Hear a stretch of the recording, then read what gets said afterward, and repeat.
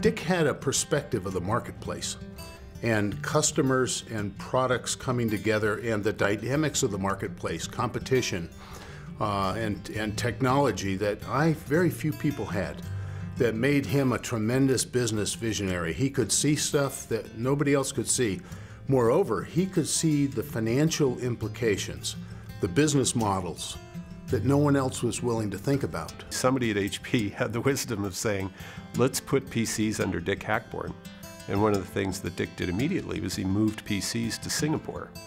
And a whole different skill set in Singapore, a very different culture, obviously, but a different way of doing business there too, where their skill set was taking cost out. And what he told them was, you know, live with the standards, don't try to innovate there, just pull cost out of PCs. And that's exactly what they did, and all of a sudden the PC business just took off. He was, and continues to be, probably the best thinker that I've ever worked with. How he approached problem solving, how he thought through issues. You know, he had his 5 tenets that everybody talked about, how to build a successful business. And people use it still to this day about how best to approach a business and running it and a strategy and developing technology. And he just had a, and still continues to this day, be a great counselor to a lot of folks and thinking through challenging issues. He was a stickler for people in all aspects of the division, knowing what the customers wanted, knowing what the technical trends were, and trying to anticipate user needs and developing products that met or exceeded those needs. He was very, very good at that at all times. I had worked with people that were very good technically, and I'd worked with people that were very good with people, very sensitive and understanding and able to read people well. I think he was one of the very few people I had ever come across at that time who could do both equally well. It was quite unique. The story I heard was that they had offered Dick the job as CEO. The board had offered him that job. Packard was still chairman of the board at that time, Dave Packard. And Dick said he would take it, but only on one condition.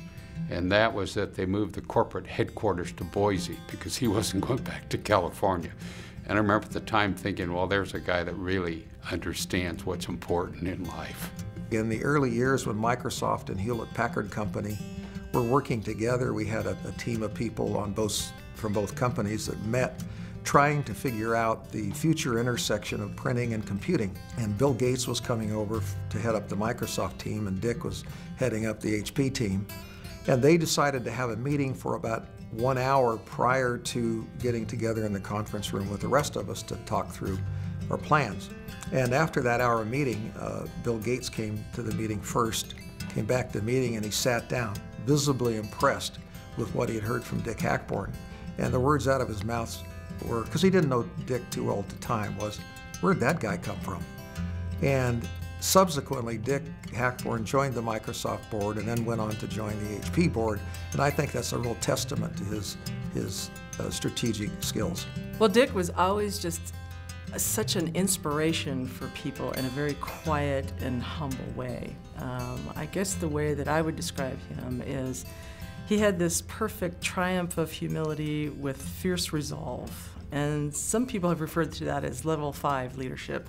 It's just an amazing combination of skills and traits where he didn't have to prove he was the smartest guy in the room. You could just tell from the accomplishments and the strategies that he created and so forth to lead his organization to success. Dick really had the ability to lead an organization in a very soft-spoken, humble way. It was really unusual. He was never a bully, never put anybody down, always came from a position of positive thinking and you know, a lot of wisdom behind that, and that people followed, you know, almost to the letter, everything that he said. He was really, his accomplishments, I think, built his legend in his own time.